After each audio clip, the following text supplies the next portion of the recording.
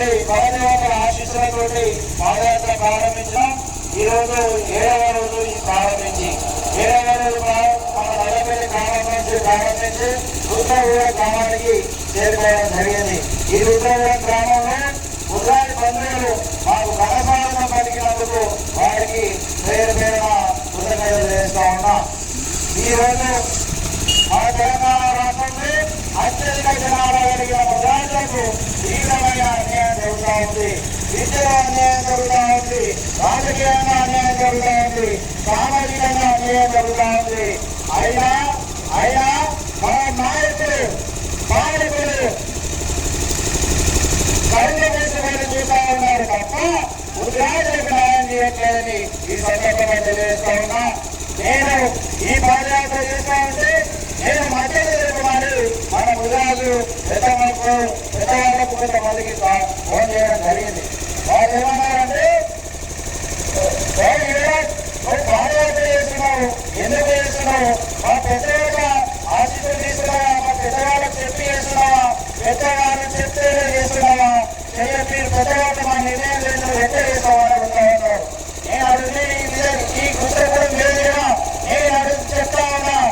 ఈ 40 మంది నాయకుల కోసం కాదు నేను చేసేది, 40 లక్షల మంది ముదిరాజుల ఆశీర్వాదాల కోసం, 40 లక్షల మంది ముదిరాజుల ఐక్యత కోసం, 40 లక్షల మంది ముదిరాజుల హక్కు కోసం నేను పోరాడుతా ఉన్నా. ఈ 40 మంది నాయకుల కోసం కాదు అని నేను సందర్భంగా తెలియజేస్తా ఉన్నా. వాళ్ళు చెప్పేది మీరు పాదయాత్ర చేయాలంట, వాళ్ళు చెప్పేది మీరు ముద్రాల హక్కుల కోసం పోరాటం చేయాలంట. ఈ కోసం కాదు, ఆ ముద్రాజుల భవిష్యత్తు కోసం నేను పాదయాత్ర చేస్తా ఉన్నా అని చెప్పేసి నేను సందర్భంగా తెలియజేస్తా ఉన్నా. ముద్రాజులకు కేవలం ఎన్నికలప్పుడు మాత్రమే ఏ నాయకుడు వచ్చినా ఏ పార్టీ వచ్చినా ముద్రాలు ముందు ముద్రాల పాట పడలేదు. ముద్రాలకు మీరు మారుతామంటారు, ముద్రాలకు తీవ్రంగా అన్యాయం చేస్తూ ఉంటారు. ఆ నాయకుడు మాట్లాడగానే ఆ పార్టీ నాయకుడు మాట్లాడగానే అదే మన ముద్రాల గురించి పార్టీ నాయకుడు మాట్లాడుతున్నాడు కదా, మన ముద్రాలకు ఈ పార్టీ అయినా ఈ నాయకుడైనా న్యాయం చేస్తాడేమో అని చెప్పేసి మనం అనుకుంటాం. మనం ఒక నాయకులను వెళ్ళి మనం సపోర్ట్ చేస్తున్నారని చెప్పేసి ఓటు చేస్తున్నాం.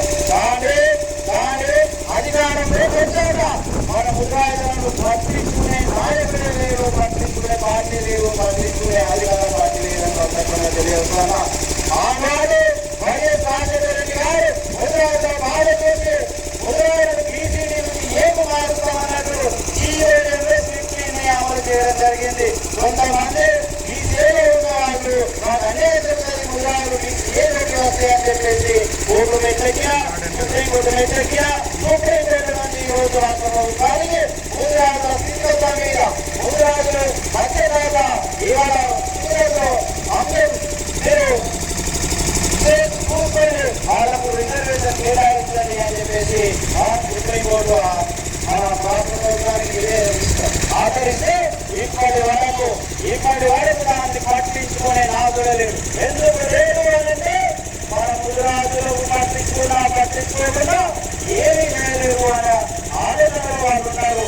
అందుకే ముద్రాజుల ఐక్యత కోసం, ముద్రాల చైతన్యం కోసం, ముద్రాల శక్తి చూపించడానికి మేము ముద్రాల రిజర్వేషన్ సాధించడానికి పాదయాత్ర చేస్తూ ఉన్నాం. తెలంగాణ రాష్ట్ర ముఖ్యమంత్రి రేవంత్ రెడ్డి గారు ఎన్నికల మేనిఫెస్టో అదే అర్థంలో మీరు కాంగ్రెస్ పార్టీ అధికారంలో వస్తే ముద్రాల ప్రధాన సమస్య అయినా బీసీడీ నుంచి ఏది మారుతామని అదే అర్థం మేనిఫెస్టోలో చేర్చడం జరిగింది. మీరు ఇచ్చిన హామీ ప్రకారం మీరు హామీ లేవట్లేదు. ముద్రాలకు న్యాయం చేసి 40 లక్షల మంది ముద్రాల ఆశయం నెరవేర్చాలని చెప్పేసి ఈ సందర్భంగా ముఖ్యమంత్రి గారిని డిమాండ్ చేస్తా ఉన్నాయి. అదేవిధంగా మేము చేసే ఈ పాదయాత్ర ముద్రాల ఐక్యత కోసం, అభ్యున్నతి కోసం, జాతి చైతన్యం కోసం తప్ప ఏ నాయకుడికో పదవుల కోసమే, ఏ నాయకుడికి పదం కట్టడానికో, ఏ పార్టీకో పదం కట్టడం కాదు. ఇది ముద్రాల జాతి సమస్య పరిష్కారం కోసం, రిజర్వేషన్ కోసం అని తెలియజేస్తున్నా. తెలంగాణలో 14% ఉన్న ముద్రాజులకు మేమెంతే మా సంఖ్య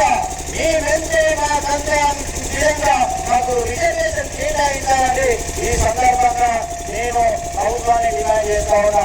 ఈ సందర్భంగా గుండగూడెం గ్రామ ప్రజలను స్వాగతం పలికినందుకు నరసింహ గారికి, అదేవిధంగా నాగార్జున గారికి, చమ్మయ్య గారికి, వెంకటేష్ గారికి,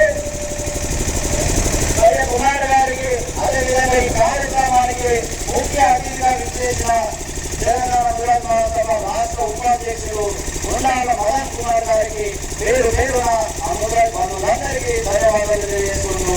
జై ముద్రా.